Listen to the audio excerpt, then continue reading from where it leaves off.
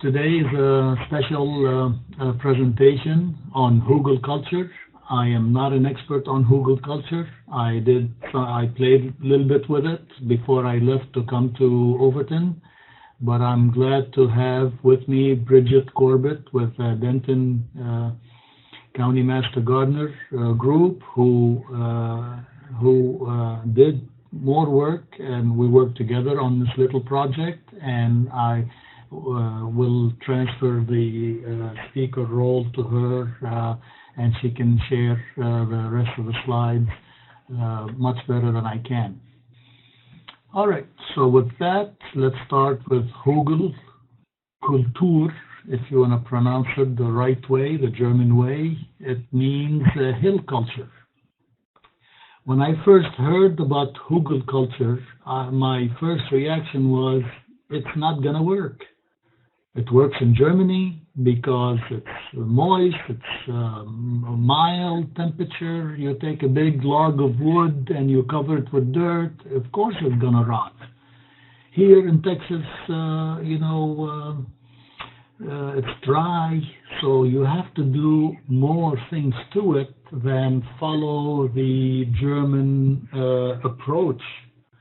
Maybe add more water, maybe irrigate, maybe dig a hole in the ground and bury it so it stays moist.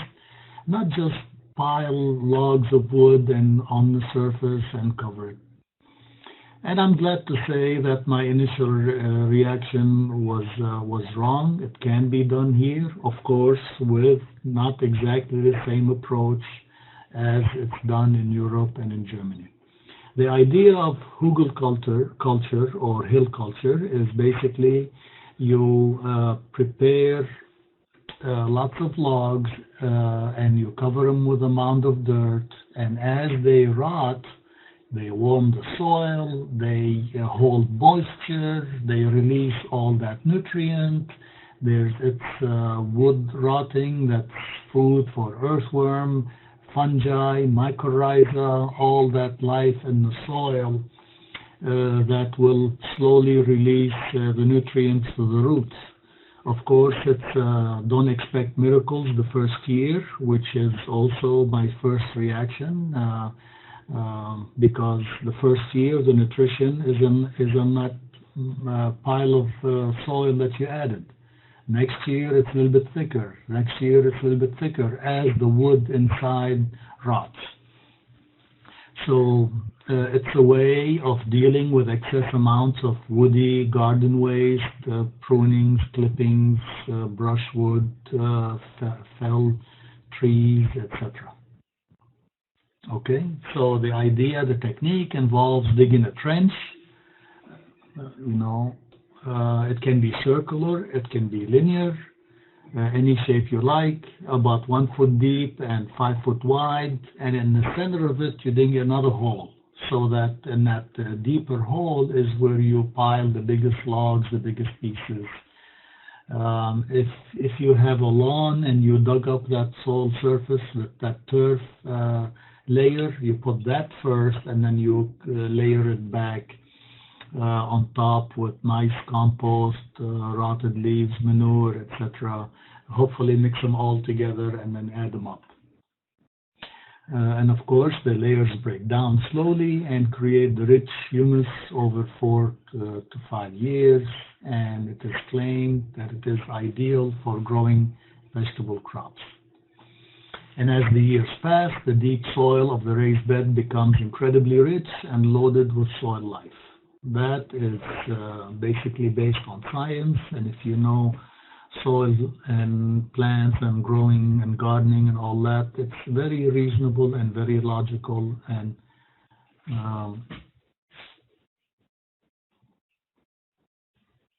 okay, and of course with the slow composting, the composting and the rotting process will slowly warm the soil, giving a slightly longer growing season. That is reasonable to believe. I will have to test it to see if it truly makes a difference, because here our soil air, even our winter today is 75, are that mild. So I would imagine in Germany you may see steam coming out of a Hugelkulture mound. That's possible, but I'd like to see that here to believe it. Okay, so in 2013, before I came here, I was contacted by a local gardener in Bryan, and he was very interested in Hugelkulture. And I said, hey, okay, here's a neglected raised bed. You got lots of trunks and trees that you cut for firewood. Are you interested? He said, yes. And I wish I hadn't volunteered because I realized that he said yes if I do all the work. So anyway, we brought the rototilled the raised bed, dug it up, removed all the weed, all the trash, all the extra wood from the wood frame of his raised bed, dug it up at least about a foot deep, if not more. Luckily, the soil there was not too heavy. And then I piled, starting with the biggest pieces first, and smaller, and adding a little bit of soil in between the crevices. So I added the first pile, and then okay, why is the pointer not working? Yeah. Okay. Anyway, I filled a little bit of soil. So basically, I wanted every nook and cranny filled with whatever was available, whether soil or leaf or trash or things that he had. And the picture on the right shows you the final product. And I asked him to plant it and take care of it as a regular garden, and maybe not this year, 2013, maybe in 2014 or 15, send me pictures of and your impression, or what do you think, and maybe invite me, come back, and we'll dig it up and see what happened to the wood. And unfortunately, there was no follow-up, so this is the last picture I have from that. But whether it is a mound or a raised bed, as you see here, I can assure you that adding all the slug and the soil and the compost that was there is definitely going to do something. It's buried, it's moist, it's going to rot, it's going to invite everything beneficial that's in the soil. Most importantly, earthworms, nematodes, the good kind of nematodes, and mycorrhiza and other fungi. You know you have a good job if you may even see mushrooms growing out of it, and Bridget will show you some of her slides. I did a lot of searches on YouTube, and trust me, there's lots of good YouTube videos and lots of way off the wall YouTube videos. I'm not going to play them here. The connection is not going to work. And you email me, you have my email me, and I'll copy these links. I think I have 4 of them that I thought were reasonable and educational and beneficial. Email me, and I'll be happy to send you those links so that you can view at your own time, or just search Hugelkulture. I'm sure there's a whole bunch, and you decide which one you want to believe or not. And as a general rule, YouTube videos is somebody's opinion that worked for him or her. Don't take it as God's truth. Some things are plausible, some things are possible, and some things are totally questionable. You be the judge. Don't take everything that you see on YouTube as absolute truth. All right. That is the end of my presentation. Like I said, we're glad to have with us Bridget Corbett with Denton County Master Gardener. She did a trial with me in 2016 and prepared the slides, sent that to me, and I'm glad that she was here to present the rest of the slides in her own, tell her own story. And sharing will end. Okay. Huh. Okay, I have a message that sharing will end if you change the presenter to, so I don't know what happens. Well, I have a microphone, so as long as you can advance the slides, it should be okay, right? Okay, so Bridget, then you tell me next, and I'll advance the slide because they may, but I don't know if that will end sharing my slides to everybody, not just you. Change role to post. Alt Control. Okay, let's see. Let's see what happens. Carrie, if you anybody, if you are still there, do you still see the screen? Anyone? Any volunteers? Tell us if you can still see the screen. I can still see the screen. She's a little bit softer, but I can still hear her.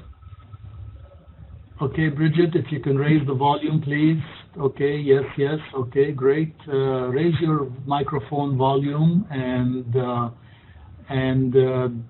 the slide move or no? Yes. Okay, so I still have control of the slide. Bridget, if you can just start your story and give us background on how you started with this. Okay, all right. I think the background is going to come out as the slides progress, but this first illustration came out of material that I had seen when I first saw mention of this practice and did a little digging around on the internet and gleaned what I could. I didn't find any one source that had a trove of information, so I was picking up bits and pieces here and there. But as Joe has already described the process, this is a nice illustration that shows the constructed bed. It shows those larger pieces at the center. It's got some composty stuff and then the growing surface on the very top. And one other aspect it has on here is that you'll notice that this is not monoculture. There's a good mix of plant types in the planting area there. Joe, you can go ahead and advance. Okay, so probably for many of us, of you who are watching today, this is what my gardens look like. My parents, their gardens look like this. They used a tiller. The soil was real finely tilled, and it was on a flat surface, and then it was divided into bed areas and paths in between. You can go ahead and advance. I particularly like using a spading fork, and every growing season I would dig up the soil by one means or another. I'd add compost in there and dig that in real well. Depending on where I was gardening, if I was gardening someplace with a heavy clay soil, I would have to wait for what seemed like that little 15-minute window when the soil was mellow enough to be dug, not too hard and not too clumpy. Go ahead and advance, please.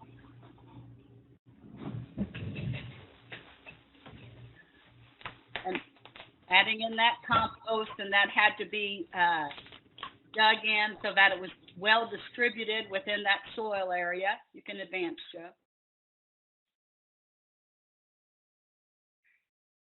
And as I said, if it was clay soil, the ground could be really dry and hard to dig or muddy, and you'd have to wait. But then you'd get the soil right, and you'd plant seeds or starter plants and water and weed as needed. Go ahead and advance, please.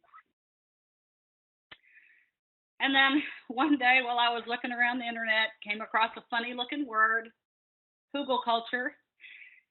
Go ahead and advance.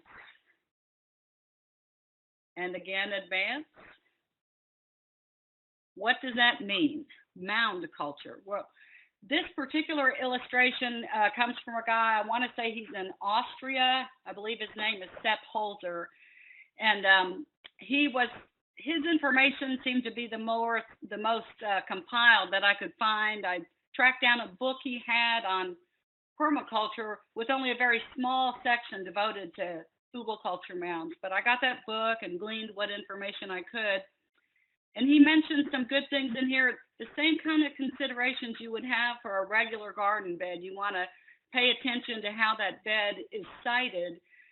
With Hugelkulture, there are maybe some additional concerns. You're going to have some more sort of microclimate areas because of the raised aspect of the bed. So like this bed on the left side of this illustration, if this was running east to west, on that north side, it's going to get very minimal sun, but there are particular crops that might do a little bit better there. And that south-facing exposure is going to get an awful lot of sun.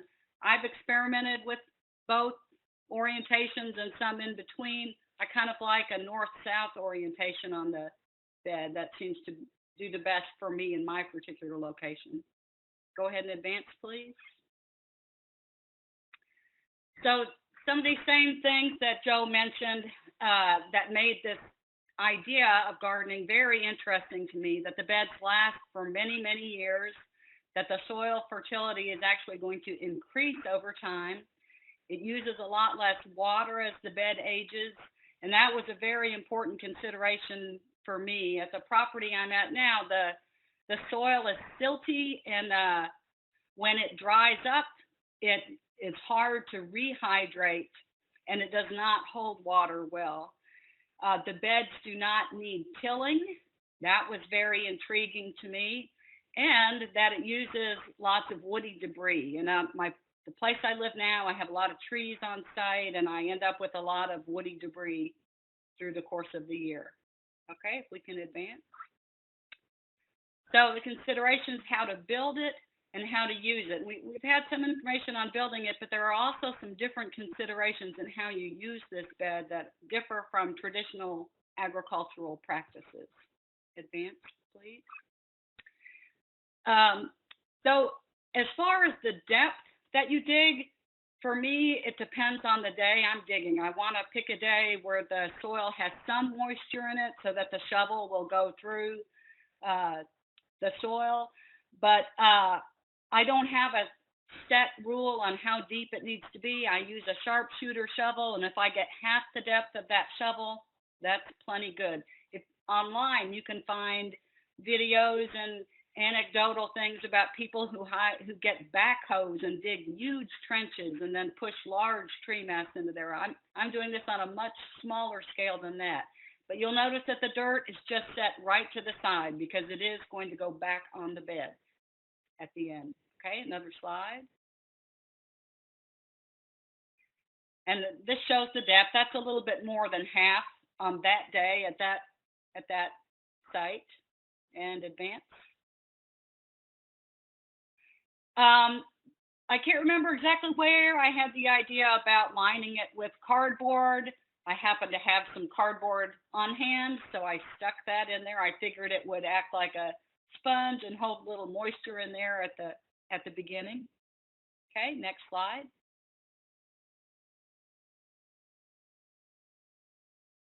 And then the biggest pieces of wood that you can put in there. This is at a friend's house. She had to take down a cottonwood tree that was leaning over her house.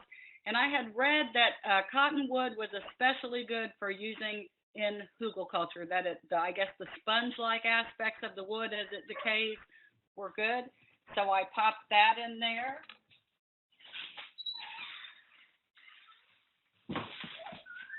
And you see the dolly there, that was to move some of the larger pieces.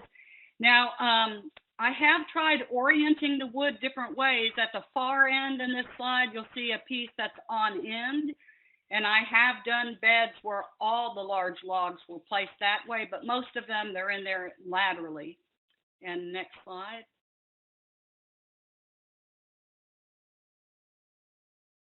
And then you want to add progressively smaller bits of wood on there. So ideally, you'll get some, branches about this size. You're going to come on top of that with twigs. And the next slide, please. And there looks like, and on those twigs, and then as you get into any compost materials you might have, you want to try to poke that into any crevices. Now, I know Joe said that on the bed he added a little soil in throughout there. I didn't do it that way, but I'm sure either way works fine. Next slide. And then here, this was another mound I helped a friend build. I see some kitchen compost on there. Looks like orange peels at the front. There's some grass clippings. I think I had brought her some sawdust with rabbit poo I got from a friend. That's on there. And you just pile on there whatever compost materials you can get your hands on. And next slide.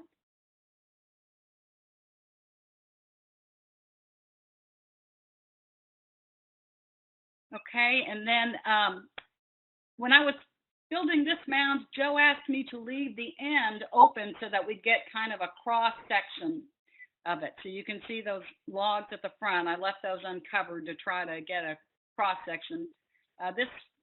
The yard where we were building this mound, this woman does wildlife rescue, and she has a lot of rabbits, and so she had a lot of bunny poo and some hay there, so we put that on there. Okay, next slide.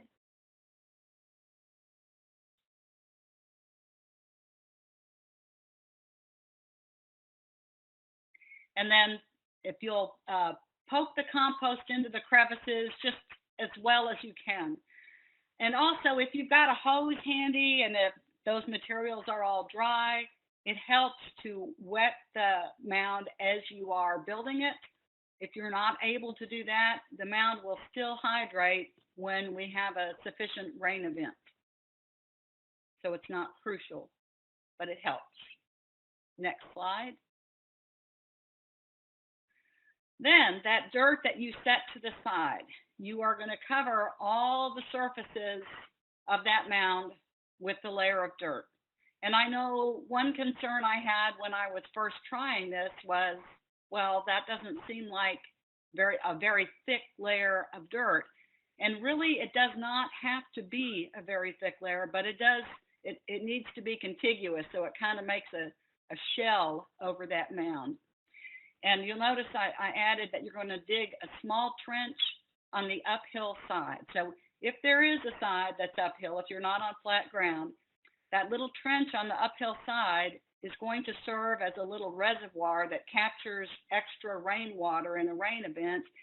And because it's captured there in the trench, it's going to give it a little bit more time to soak in and get the inner part of the bed saturated. Next slide, please. So here is the completed bed with that layer of soil. And on the left-hand side, I don't know if you can make out, is the little trench. It is not a big trench. And then that dirt that came out of that trench just went right on the mound as well. Next slide.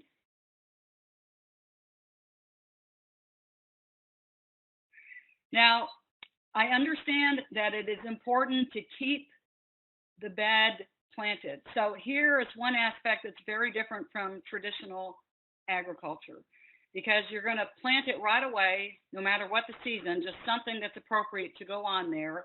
And seeds work great in the bed when it is first constructed and there's no like loose compost material on top of the bed.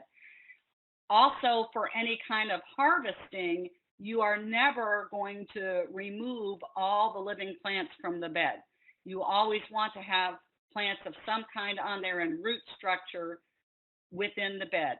So this was some, I know I had Elbon rye, and I had tossed that out on there. And Joe mentioned earlier in the presentation he has never seen steam come off of a bed. He was wondering if that happens.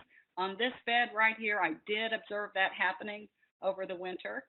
So I knew that composting was going on, and it did raise the temperature enough to steam. Okay, next slide, please.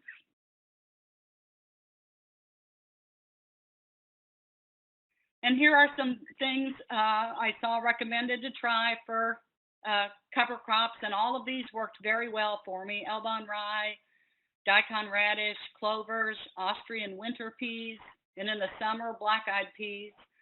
Those Austrian winter peas, which is what we're seeing in this illustration here, those you can eat the tender shoots off the top of those. You can toss them in salads. You can put them in stir fries. The daikon radish, you can eat the leaves as well as the root. And next slide, please. So you never or rarely remove or disturb plant roots in the bed except to harvest root crops or to pull weeds. And in just a minute, I think we're going to have a couple slides that address that aspect more. So when a plant is done growing, you're going to cut it above or at the soil line, and you can just leave the debris from that plant on the bed surface. Now, and these are practices that I read about online, and I've tried these in my bed, and my beds, because I have a lot of Hugelkulture beds at the moment. But they seem to work. So, but I mean, this is anecdotal on my part. I don't know that there's research surrounding this, but I see on the left there is some tansy, which is an herb, a perennial herb. So I understood that you want to have a mix of perennials and annuals. I see onions in there. I think that the white blooming to the back is some blackberry canes I had on there. There's an iris blooming at the back. So you're going to have a mix of things. And next slide, please.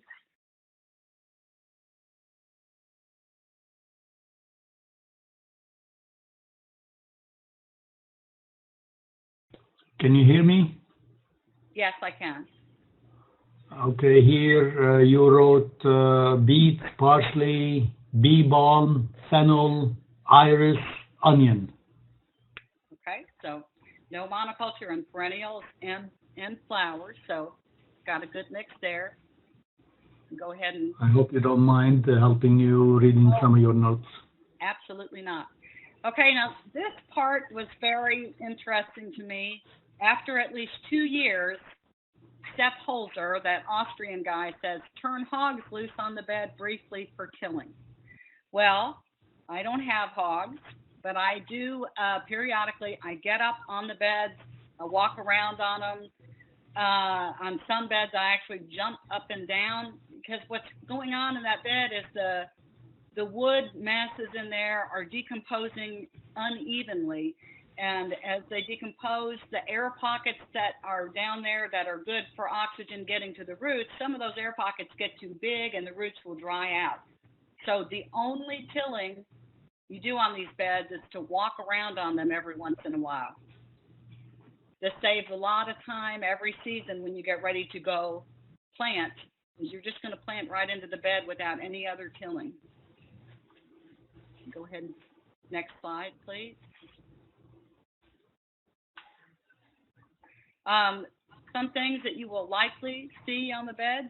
There's a nice little toad there, and I don't know if you can see, I just see the eyes gleaming in that hole. It's another little toad. Of course, toads are good friends in the garden. And next slide, please. Lots of lizards as well. This guy is actually on a bowling ball out in the garden, but I did see them on the Hugelkulture beds quite a bit. And lizards and toads, of course, are eating some of those insects that are damaging to vegetable crops, so I'm always glad to see them in the garden. Next slide. The ladybug, of course, helping out with the aphids, and looks like that's on a blackberry cane. And I hope that's not one of the invasive ones. And this is probably the most important aspect of what you're going to see on these beds. Of course, we're seeing mushrooms, we're seeing fungi. And as I understand it, when you see a mushroom, when you see a fungus, that is the small fruiting portion of the fungal structure. The main part of the fungal structure is much, much larger, made up of very tiny tube-like structures that extend down into the ground. And Joe, I can't remember if my notes were more on this slide or the next one about the importance of that fungal structure.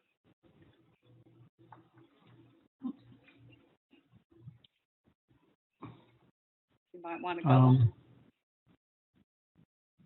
There is no other information that you wrote except, sorry. That's okay. But I agree with you. I was sent pictures in the past of a compost pile that was full of white webbing mesh, and they were worried that there was anything wrong with it. I told them, no, you're lucky. This is the good fungus. That's the body of the fungus. It's good. It means it's working. It's breaking down the compost or the native material that you put in there. So you count yourself lucky. It's working for you. So I'm not sure, I haven't talked with you before the presentation. I don't know if you have all my slides in here, because if so, there's one later that addresses this aspect more. So. Yeah, I don't remember what I changed it. This is the next slide. Okay. So one thing that Joe asked for was he wanted to see the interior of a mature bed after several years. And I had not dug these beds at all. I've had them in place. I've had some for at least 4, maybe 5 years. So I dug into this one, and one thing when I give this presentation, people notice, they'll say, well, isn't that a soaker hose up on top? And yes, it is a soaker hose. And what happened was I put that out on the bed with a broken end on it. And I thought, well, I'm going to plant the bed. I just want to go ahead and get the hose on there. I'll fix the end later. Well, I never fixed the end, so I never used the soaker hose. But more interesting, when I went to dig out this cross section, my sharpshooter shovel just cut right through all that wood. It had decayed into a spongy-like substance.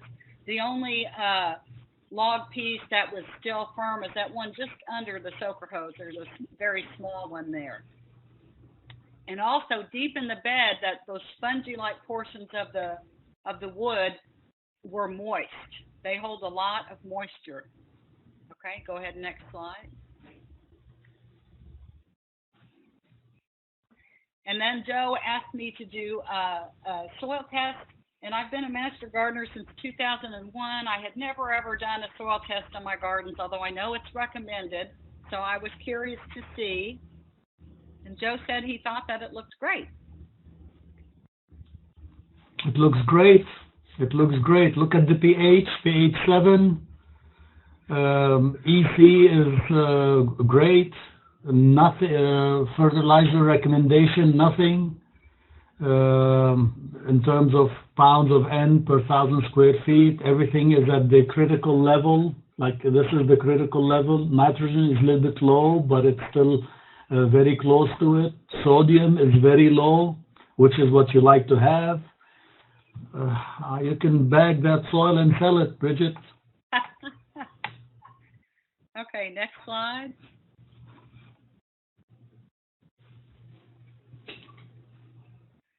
Okay, so I have some different Hugelkulture mounds in my yard. So this is there's one up, that was, actually I think that was the first mound that I did.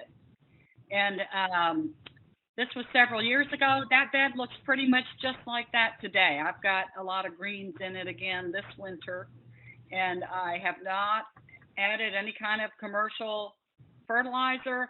I continue to add, I might add some finished compost on the top of the bed. It's been walked on a couple of times to compress the decomposed areas, but other than that, there's been no fertilizer added. Okay, next slide. Tomato and tomatillo you collected in 2016. So this was the bed that I collected harvest data on and submitted to Joe. So these, now there was a confound that year, which was that we did have a lot of rain in the spring going into the summer.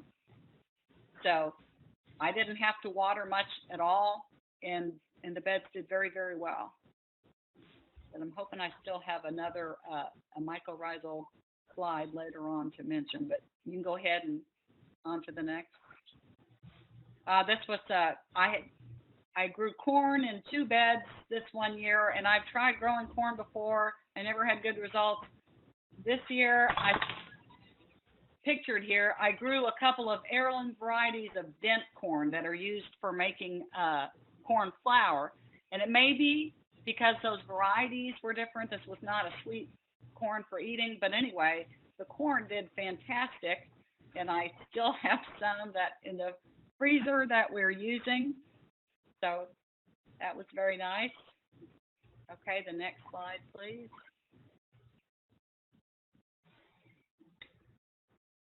And, Okra, black-eyed peas, sweet potato, and sunflower. and this is the bed That's what you wrote. that earlier we saw with the Elbon rye on it. This is that same bed with the later planting. Nice. Okay. Next slide.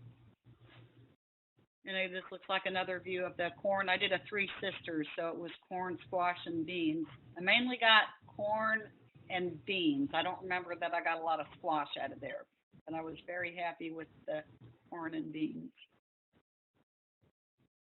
Okay, next slide, please. This is I had tried that square foot gardening, and those beds seemed tedious to me. They didn't hold water well. You had to water them a lot. I put some old logs inside of a square foot garden, and it did great.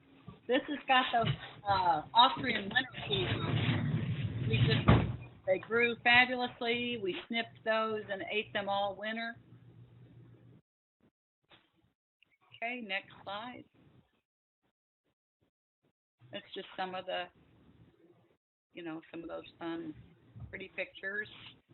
So I'm not seeing that. I had expected to see a couple of slides from a fellow with Brit down in Fort Worth. Anyway, there's been research done on mycorrhizae that junction where the fungus and plant roots come together.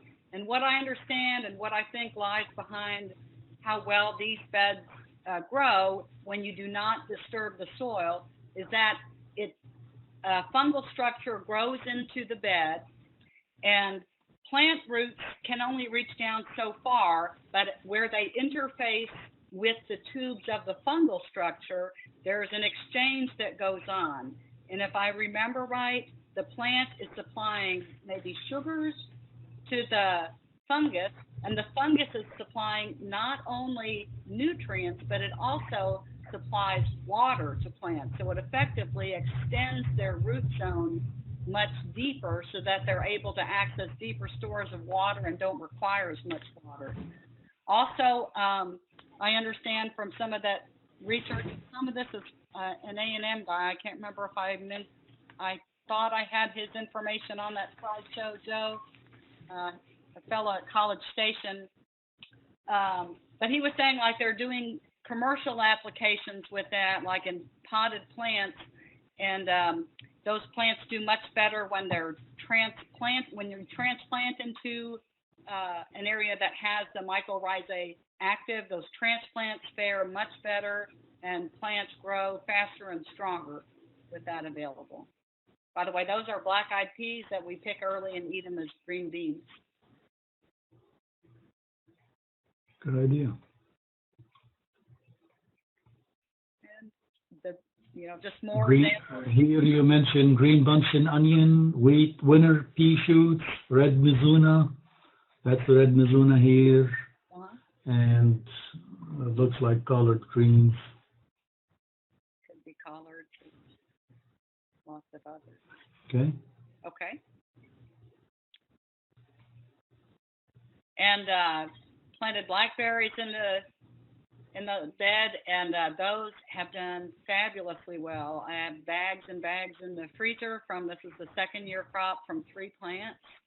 I also planted tomatoes in that bed, and the blackberry canes acted as a structure for the tomatoes to climb up through, so I didn't have to cage the tomatoes, and the tomatoes did great as well.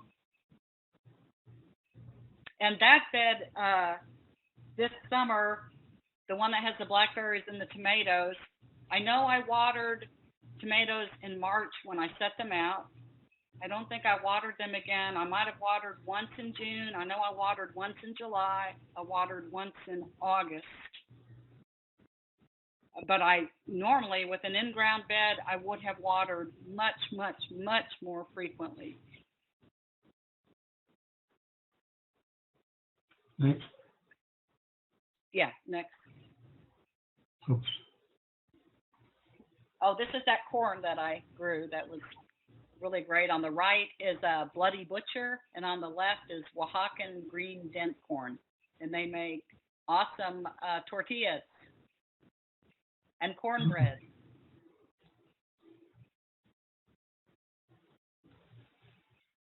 Looks like some beets down on the north side of the bed.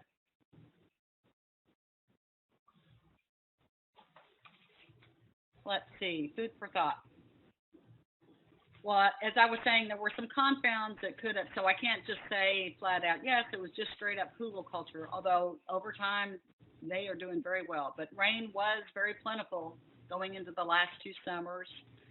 Plus, I tried some new cultivars, and so if I had tried the same cultivars that I had been less successful with, that would have been a better comparison. I tried to pay a little closer attention to crop rotation, but I have to say I get conflicted with that and the Hugelkulture recommended practice of mixing up the various plants. But it is absolutely true that transplants have done very, very well in these beds. I've noticed that especially if I had a damaged or borderline plant that I didn't think was going to live, I would tuck them in there, and pretty much every one has done just fine. And next slide. So here it just talks about the watering. That one of the claims made is that a mature bed can go through a summer with no extra water. And I do water the bed some, especially this fall I've been watering my beds because I have a lot of things planted, and we have had very minimal rain in Denton. We're very low on rain here.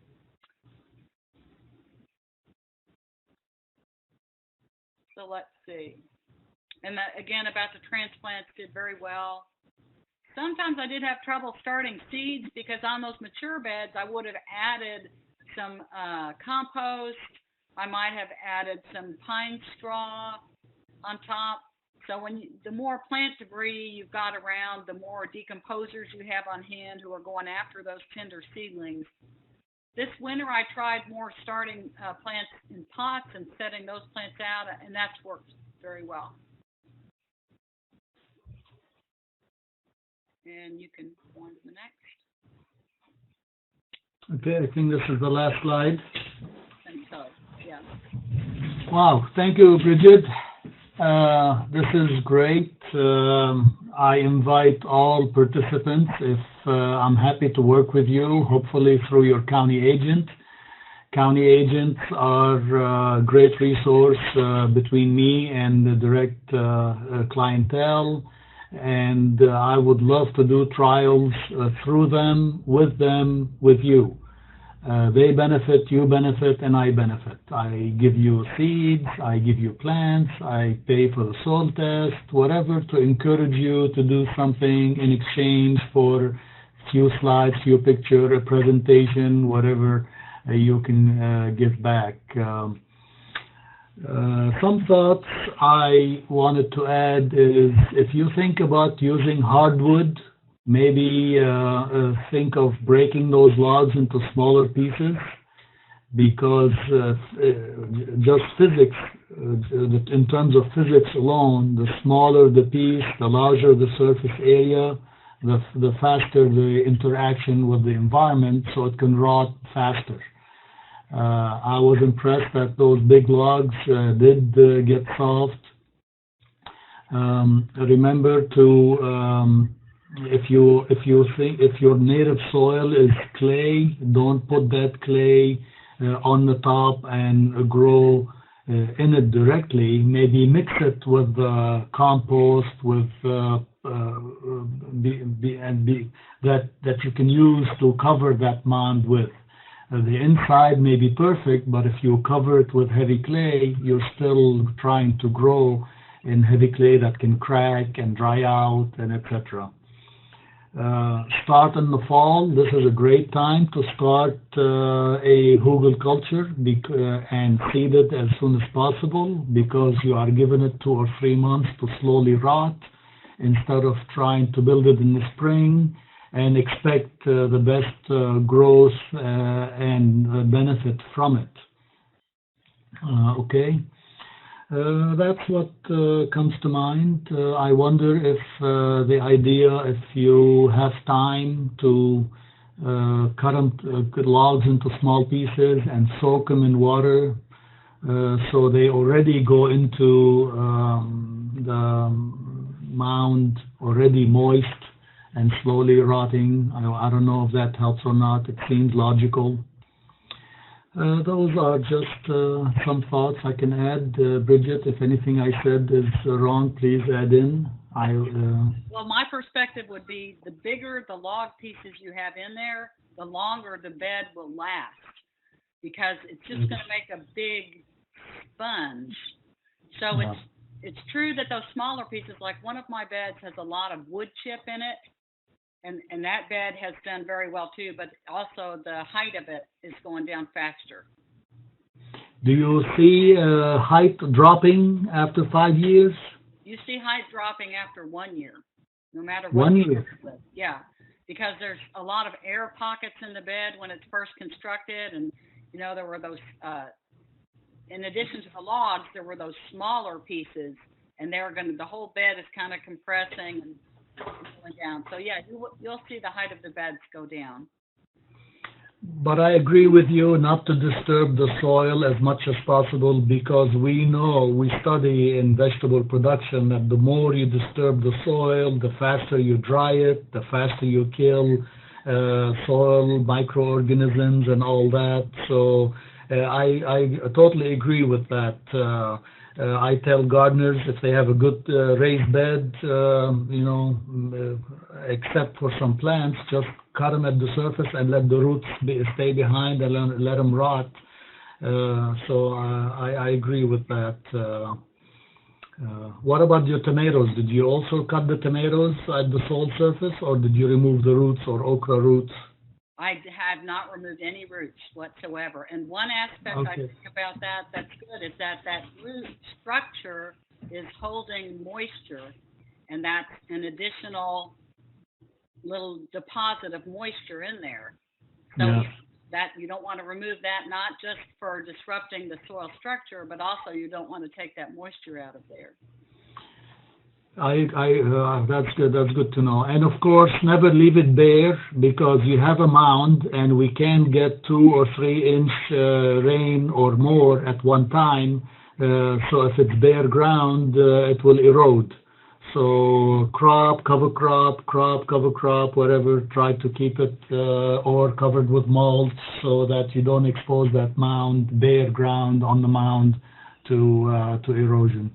Well, I think the one other aspect of that, why they say to always have something planted in there, is because if you completely take away the plant matter, then the fungal structure is not going to stay there. And it's that fungal structure that helps get the nutrients to the plants and extend their water reaching. So if you have some perennials mixed in there, you'll always have some kind of plant there in the bed. Absolutely. All right. Well, with that, thank you, Bridget. Thank you all for participating.